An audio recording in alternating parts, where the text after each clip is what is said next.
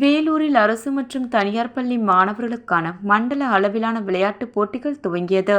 வேலூர் மாவட்டம் பாக்கியத்தில் உள்ள சிஎம்சி மருத்துவமனை மைதானத்தில் கல்வித்துறையின் சார்பில் மண்டல அளவிலான விளையாட்டுப் போட்டிகள் இன்று துவங்கியது. இதில் வேலூர், ராணிப்பேட்டை, திருப்பத்தூர் ஆகிய மாவட்டங்களைச் சேர்ந்த 38 பள்ளிகளைச் சேர்ந்த 716 மாணவர்கள் பங்கேற்றனர்.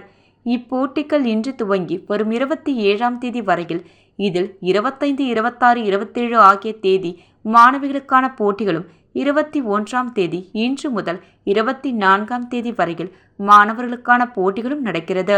இப்போட்டிகளை முதன்மை கல்வி அலுவலர் மணிமொழி துவக்கி வைத்தார்.